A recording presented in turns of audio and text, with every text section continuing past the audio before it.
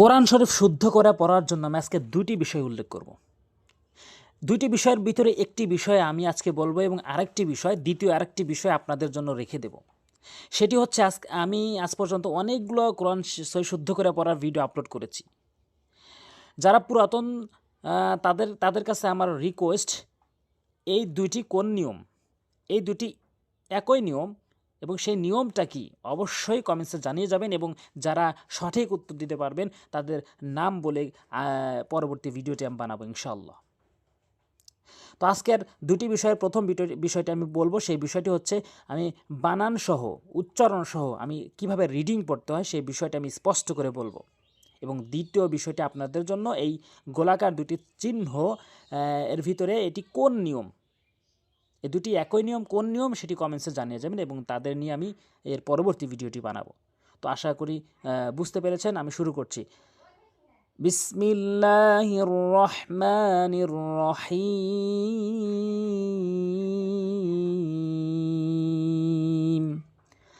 আলহামদুলিল্লাহিল্লাযী আনজালা আলা আবদিহিল কিতাবা ওয়া লাম ইয়াজআল লাহু ইওয়াজা।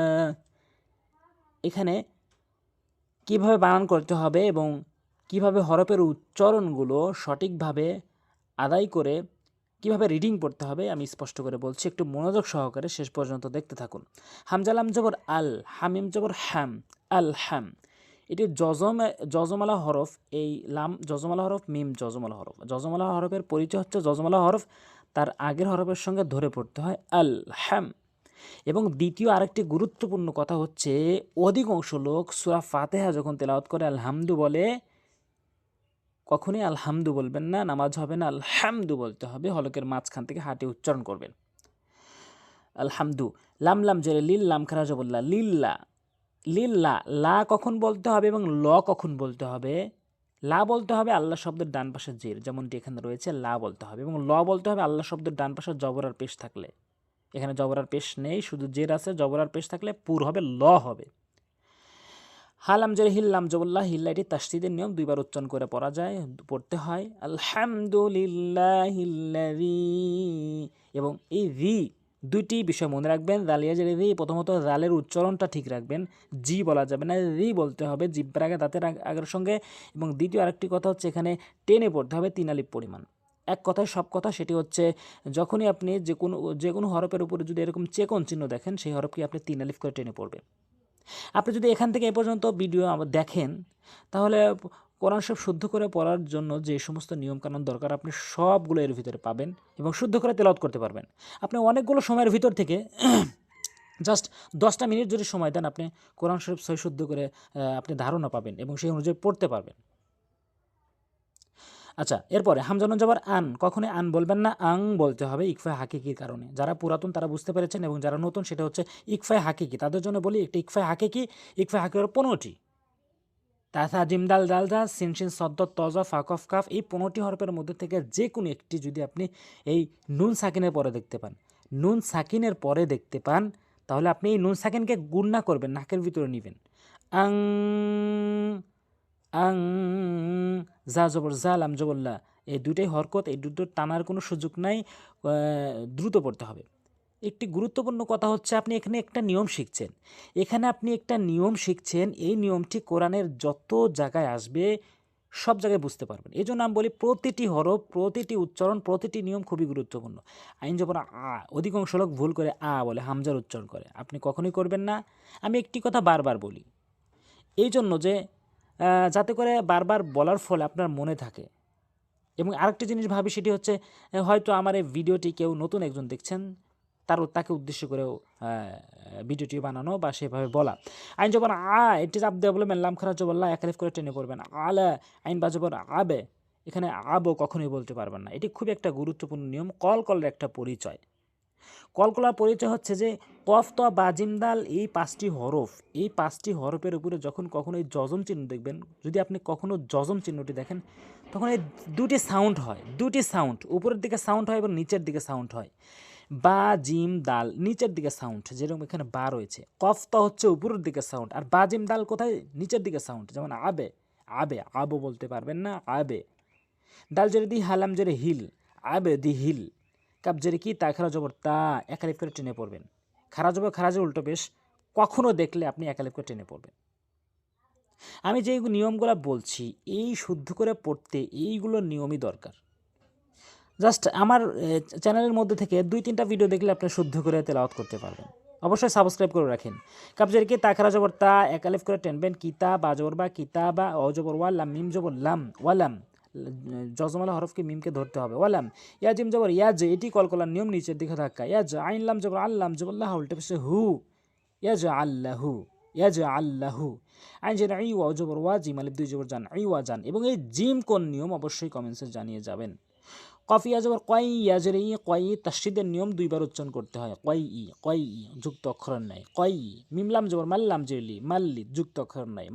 মাল্লি তাসদিদ আলা হরফ 2বার উচ্চারণ করতে হয়। লাম জের লি ইয়া নুন জবর ইউন ইয়া নুন পেশ ইউন, কিন্তু এখানে গুন্না করতে হবে। ইকফা গুন্না ভালো করে মনে রাখবেন। আমি একটা কথা বলছি, এগুলা নোট করে রাখতে পারেন। ইকফা গুন্না ইং বলতে হবে। ইন বলতে পারবেন না, ইউন বলতে পারবেন না, ইং বলতে হবে, গুন্না করে বলতে হবে। ইকফা হাকিকির 15টি হরফের মধ্যে যে কোনো একটি যদি নুন সাকিনের পর আসে, যেমনটি এখানে বলেছি। দাল জেরে জি র জবর র লি ইং জি র বা হামজা জবর বা সিন আলিফ 2 জবর সান, কিন্তু সান বলা যাবে না, সাং বলতে হবে। নাকের ভিতরে নিয়ে ইকফা হাকিকির নিয়ম। তানবিনের পরে শিন আসছে, নিয়ম আছে নুন সাকিন, এবং তানবিনের পরে ইকফা হাকিকির 15টি হরফের মধ্যে থেকে যে কোনো একটি আসলে, এখানে শিন আসছে, আপনি সাং বলতে পারবেন। সান বলতে পারবেন না, সাং বলতে হবে। শিন জবর শাহ দালিয়া জেরে দি একলিফ টানবেন।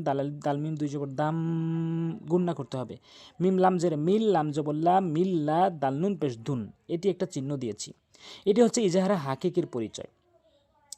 আমি এটা চিহ্ন দিয়েছি এই জন্য যে আপনি প্রতিদিন একটি করে নিয়ম মনে রাখেন। যেই নিয়মটি আমি এরকম তারা চিহ্ন দিয়ে রাখবো প্রতিদিন। আমার প্রতি ভিডিও থেকে যদি একটি করে নিয়ম একদিন করে আপনি মনে রাখেন, তাহলে 30টি ভিডিও দেখলে আপনি 30টি নিয়ম হবে, তখন আপনি শুদ্ধ করে পড়তে পারবেন। আজকে এই নিয়মটি একটু মনে রাখেন, নোট করে রাখেন।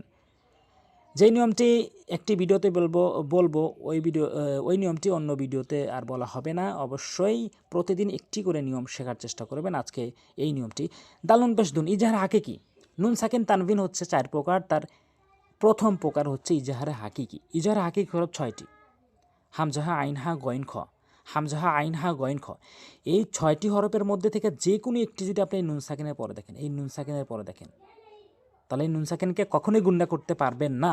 একটি নিয়ম আজকে শিখলেন, আগামী পর্বতে আরেকটি নিয়ম বলবো। এভাবে যদি 30টি ভিডিও দেখেন, আপনি 30টি নিয়ম শিখতে পারবেন, যার মাধ্যমে আপনি শুদ্ধ করে তেলাওয়াত করতে পারবেন। আচ্ছা, এরপরে হাফেশু মিল্লা দুনহু ওয়া জবর ওয়া ইয়া পেশ ইউ বা শিন জবর বাস শিন জের শি রলাম জবর রল ইউ বা শিরল মিম হামজা পেশ মু মিম জেরে মি নুন ইয়া জেরে নি একলাপ টেনে পড়তে হবে। নুন লাম জবর নাল লাম জবর লা তাসদিদ আলা হরফ দাল ইয়া জেরে রি একলাপ করে টেনে পড়বেন এবং দাল উটটা সঠিকভাবে উচ্চারণ করবেন। দাল জিব্বার আগা দাঁতের আগা, নর্মালি রি জি বলা যাবে না, নুন জবর না। ইয়ামালুনা এখানে চিহ্ন দেওয়ার মানে হচ্ছে আপনি এখানে অধিকাংশ হলো ইয়ামালুনা বলে, এখানে আইনের উচ্চারণটি বাদ দিয়ে ফেলে। আইনের উচ্চারণ হলকের মাঝখান থেকে ইয়ামালুনা স ইয়ামালু ইয়া আইন জবর ইয়া মিম জবর মা লাম ওয়া পেশ লু নুন সদ জবর নাস সদ জবর সৎকারা জবর স নাস স লাম জেরলি হাকারা জবর হা তা জেরতি নাস সালিহাতি আন্না লাহুম আজরান হাসানা। এবং এই নুনটি এখানে কোন নিয়ম অবশ্যই কমেন্টসে জানিয়ে যাবেন। দেখি কতজন রিপ্লাই দেন। আমার ভিডিও 1000, 1000, 1500 লোক দেখে থাকেন। অবশ্যই তার ভিতর থেকে আশা করি যে পুরাতন সবাই বলবেন যে এটি কোন নিয়ম। আজ এ পর্যন্তই, ইনশাল্লাহ। অবশ্যই সাবস্ক্রাইব করে রাখবেন পরবর্তী ভিডিও পাওয়ার জন্য, আর লাইক অবশ্যই করবেন। আসসালামু আলাইকুম ওয়া রাহমাতুল্লাহ।